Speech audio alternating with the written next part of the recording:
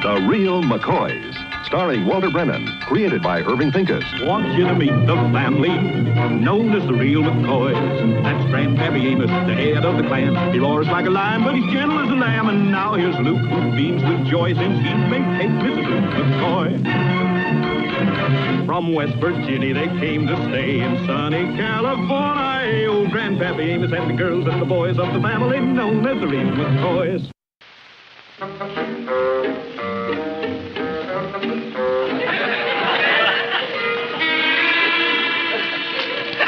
Casi tarde, señor Grandpa. Boy, I always get a mouthful. I'm surprised you don't like it, Pepino. Anybody that can eat them tamales ought to be crazy about gasoline. Luke, come on, get a move on with that cement, will you? Come on, step lively, boy. We ain't ever going to get this hole fixed. You move slower than a feed worker. Oh, Grandpa, that sack ain't exactly filled with feathers, you know. I emptied the whole gas tank. 1 foot. Well, that ought to be enough to start this here contraption. Grandpa, when you get the hole filled with cement, can I put my footprints in it like the movie stars do? You get that feed of yours to take you on to school. That's why I'll put you to work here. Good luck. And say, don't you wait to get out of sight and then chase them high heels. I see your footprints are wobbling all over the road out there. Bye. Scoot now. Bye. Bye, Ez. Morning, Mr. Perkins. Oh. What you fixing to do, Amos? Well, they're fixing to fix the hole in the road here. That's what we're fixing to do. Every time we go over it with a load of eggs, all we got left is shells. Everybody in this part of the valley's had experience with this hole. I hit it so often, I think I'm delivering airmail. We'd have fixed it sooner, only we had to save up for the fixings. Sure got to compliment you on your public spirit, Amos. Well, I got to be getting on. You know, us federal employees got a tight schedule. Got to keep it. Here's yesterday's mail. Ain't anything you can't pay next month. Hi. Anything I can do to help? I suppose you want to put your feet in the cement, too, huh? I got an idea. Why don't we let her start the ceremonies? Yeah, that's a good idea. Sure, yeah. Me? Why, sure. You deserve the honor. Why, if you hadn't nagged us about that hole, we never would have got around to fixing it. Well, I ain't never made a speech in public before, but, well, here goes. Ladies and gentlemen, and Grandpa, when I throw this here gravel in this here hole, it's going to start a new way of life for us McCoys. I now christen thee the McCoy Smooth Spot. You're right, that was elegant. Wow, Ryan. Well, hello there, Mr. McCoy. How do you do, Officer Ryan? Well, glad to see you among the living. What do you mean? Well, I mean, if you was to come buzzing along here after dark chasing the speeder, and was to hit that hole there, say, before you could stop bouncing, there wouldn't be enough left of you to sweep up and bury in a snuff can. Well, you certainly are a good citizen. But you Well, see, I'm glad you can't... appreciate what we're doing. Hey, come on, Luke, get off your arches there, will you, and throw in some more gravel. No, wait a minute. I don't think you understand. You see, this is a county road. And while it's very nice of you to want to Well, fix don't it think for us... nothing of it. If you don't quit telling us how nice we are, we ain't never going to get it done. Come on, Luke, throw some more gravel. Hold it. Now, look, don't you understand? It's not up to you. It's the job of the county to fix the road. The county? That's right. It's their responsibility. We sure didn't know that. Well, you just report it to the county road supervisor, Mr. Wicker. He'll see that it's done. You ain't funning us now. No. He'll fix it right away. Yeah? Yeah, probably nobody ever reported it. I declare, California sure is a wonderful state, ain't it? It sure is. You know, back home in Smoky Corners, if you have a hole in the road, it's passed down from father to son. Where I come from, to find a hole in the road, first you have to find the road. Well, you just go down and see Mr. Wicker. He's down room 702 in the city hall. He'll take care of you.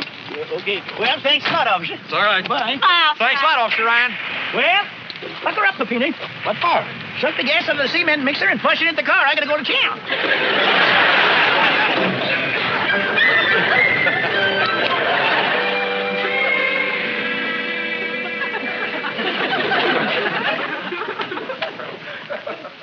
Mr. Wicker? Yes? My name is Amos McCoy. I'm one of your road customers. Mr. McCoy, this is my lunch hour. Well, that's all right. You go right on eating. It don't bother me at all. I just want to tell you about a hole in our road that needs mending. Huh? Where is it? You're straight out of town, 4.5 miles on the Foxdale Road. You won't have no trouble finding it. Just look for a pile of blowed-out tires and busted axles and broken eggshells. Well, we'll fix it as soon as we can. Well, I don't want to hurry about it. You don't have to fix it today. You could do it tomorrow or Tuesday. Who said Tuesday? Well, Wednesday, too, but do it in the afternoon. See, I have a little spare time. Then I can see that they're doing it right, you see. Mr. McCoy, I didn't say Wednesday either. Well, of course, Thursday, I guess, is the shank of the week, but if it's the only time you can do it, it's the only time you can do it. Mr. McCoy, we have to schedule repair work and take it in sequence. Well, would that be Friday, then? I don't know when it will be. Now, it's my lunch hour. Well, I guess Saturday be the best time anyway. You see, the kids will be home from school and they'd have the fun of watching. McCoy, I have hundreds of miles of road to keep in repair. And with limited manpower, I send my road crews where the need is most vital. You know, every time I hit that hole, it shakes my vitals out. Well, I think this interview is at an end. I have all the necessary information. Now, if you'll excuse me, Mr. McCoy. Goodbye, Mr. McCoy. Wait a minute. Tell me when you want to fix the road. I told you I can't tell you exactly when it's going to be. Well, now, wait. Don't put yourself up like that. You just forget about it. We fix it ourselves. It's been nice seeing you, Mr. Whitman. Just a moment, Mr. McCoy. Did you say you were going to fix that road? Sure, we got all the fixings. I must remind you, this is a county road, and no private party is allowed to tamper with it. Well, I ain't no private party. I'm a public citizen. And I ain't tampering with it. I'm going to fix it. Well, that road is under my jurisdiction, and I'm the only one that is allowed to fix it. Well, when are you going to do it? In due time. And do it this week? That's for me to decide. Then we'd fix it ourselves. Oh, no, you won't. We'll fix it. When? In due time. Now, don't start that again. You'll write me a thank you letter in the morning. What for? For fixing the road. You do that, and I'll have you arrested for tampering with county property. I'll be there at 6 o'clock in the morning with the shovel, the gravel, and the cement. And I'll be there with the police. Mr. Wiggin, I hear tell that some people comes from snakes. Apparently you ain't made the change yet.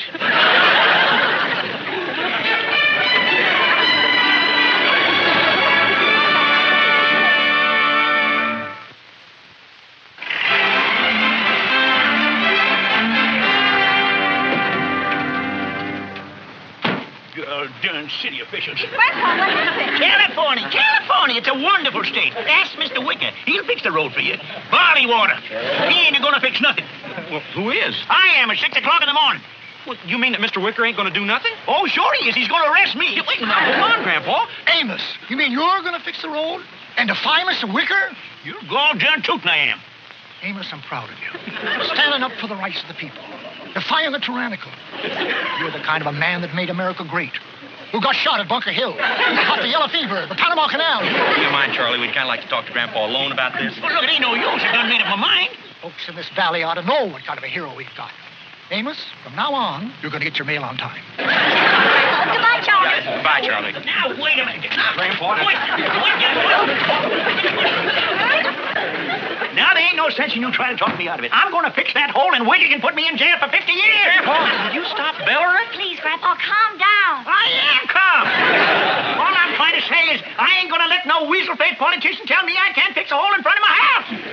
He's got my dandruff. I'll show him. But, Grandpa, they put you in jail. Let him. If they ain't more decency and justice, I just won't be locked up. Now, I'll tell you one thing. They're going to have the squawkingest jailbird they ever tossed into that goddamn coop.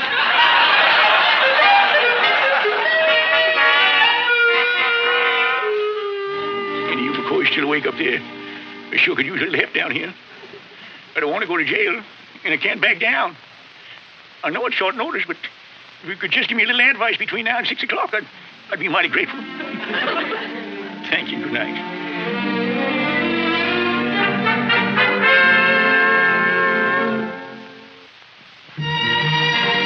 Good morning, Grandpa. Morning, all. Grandpa, I was wondering, are you still, what I mean is, it's almost 6 o'clock. Yeah, well, I said I was going out there, and I am going out there. You can stop wondering. Oh, fine. That's all I want to know. Well, Peppino, seeing as how Grandpa won't be around here anymore after 6 o'clock, I reckon I'll be giving the orders from now on. So would you mind spending the day mending the fences? See, we'll do. Mending fence? You're supposed to be planting corn. Well, Senor Abba, I know that's what you want me to do. But since you're going to be in jail, Senor Luke is the head of the McCoys. Now, never mind that. Luke, when my rheumatism bothers me like it's bothering me today, this is corn planting time. Well, look, Grandpa, I didn't ask to be made the head of the McCoys, but seeing as I am, Peppino, when you're through with the fences, would you mind getting rid of all the gravel in the chicken yard? Let me have gravel to digest the food. Kate, you going to leave him ruin this farm? Well, Grandpa, since you ain't going to be here, Luke's got to do what he sees fit. Luke, my girls' club is meeting after school today. Can I put off milking the cow until after supper? Well, I don't see why not. Now, hold on a minute. Hassie don't do no milking.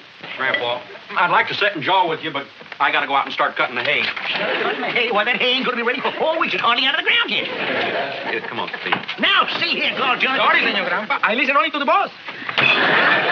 Throwing the boss hairs off right now, and Hassie, you can forget about that cow, because I'm going to do the milking as orders. But, Grandpa, I thought you were going to jail today.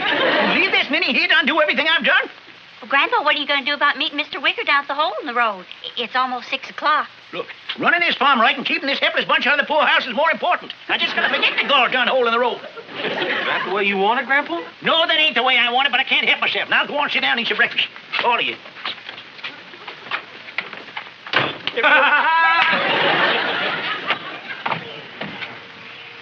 Thank you. I knowed you'd finally come through. Come on, neighbors!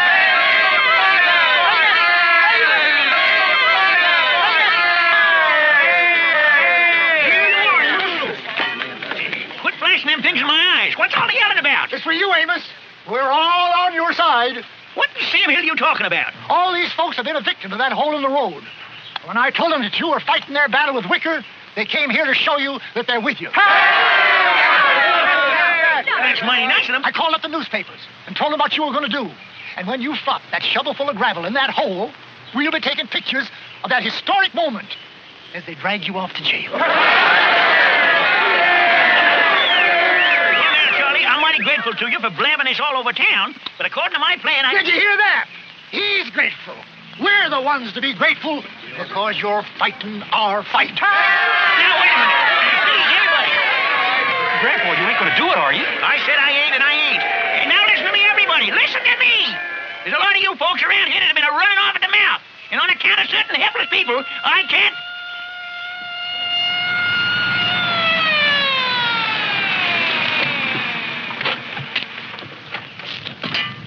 It's 6 o'clock, McCoy, and I'm giving you my last warning. Stay away from this hole or suffer the consequences.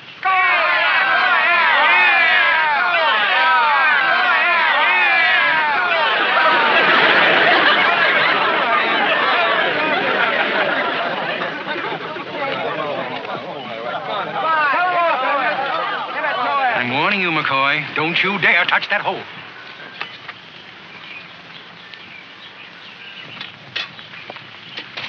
No, Senor Grandpa. Grandpa. Please, Grandpa, don't. Please, Grandpa. Senor Grandpa. You're just going to get yourself in trouble, Mr. McCoy. Trouble? Why, us McCoys in trouble has been close kin for years. We mixed it up with redcoats, redskins, and revenuers. And when we want doing that, we mix it up with each other. Now, I'm telling you once and for all, I ain't going to be lorded over by no pipsqueak city official.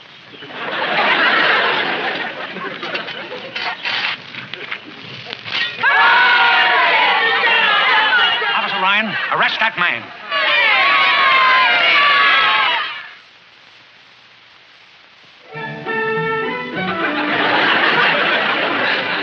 Please get down off your high horse and admit you just plain lost your temper.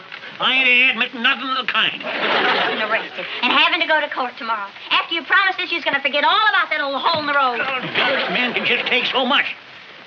That Wicker snared right in my face. And I got the sort of a face that just don't take kindly to snaring. Grandpa, why don't you just go down to the judge, tell him you're sorry, admit you was wrong, and throw yourself on the mercy of the court? The mercy of the court? Sure, Grandpa, you can trust the judge to be fair. Oh, hogwash. That's like telling a sitting hen she can trust a chicken hawk. I'm going down there and I'm going to tell them I ain't guilty. If they want to fight about it, I'll fight them. I'll take it to the Supreme Court. And if that don't do no good, I'll take it clear on up to the Better Business Bureau. Oh, hello, Charlie. Morning, Kate. There's your mail.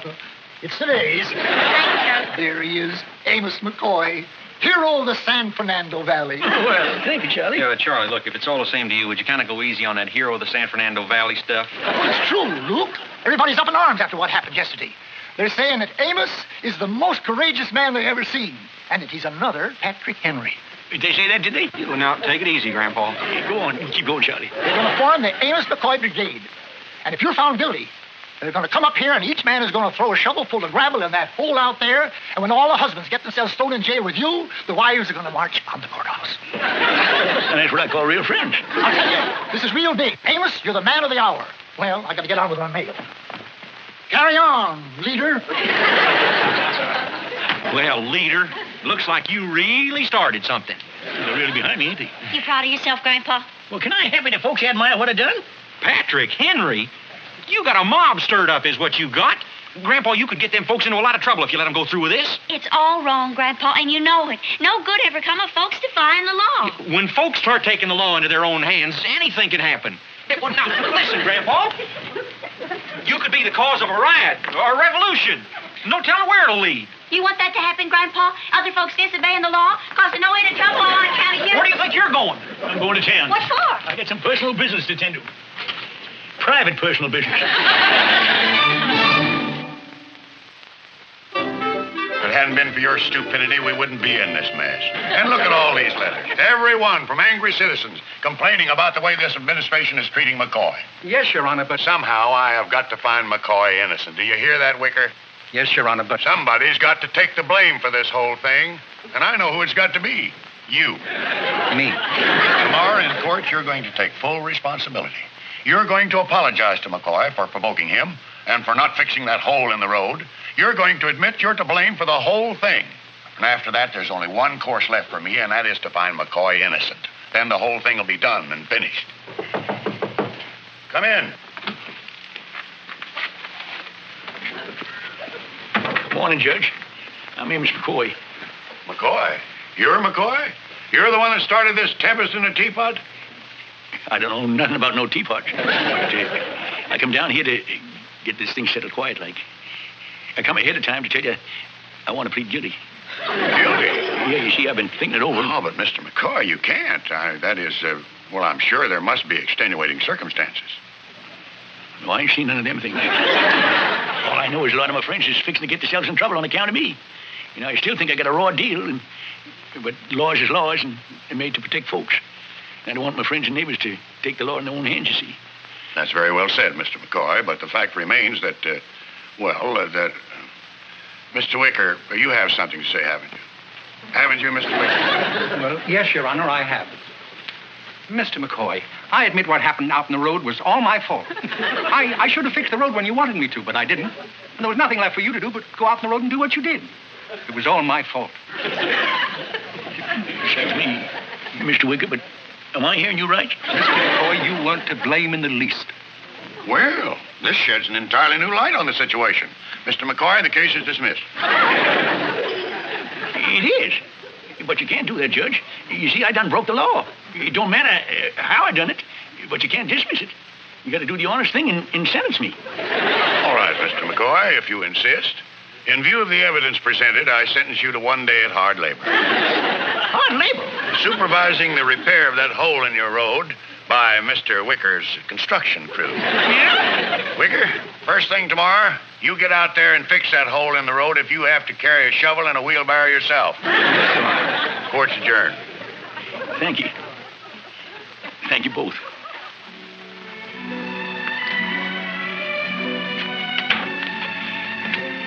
Just can't figure it. It don't make sense. There's only one of you McCoys up there shifting underhanded enough to have wiggled me out of this mess. I want to thank you, Uncle Hezekiah. You know, when you passed on, I thought you was heading in another direction. Feels like you snuck in the back door. Maybe better lay low for a spell. If they hear about what you just done, they might take a closer look at the guest book, you know.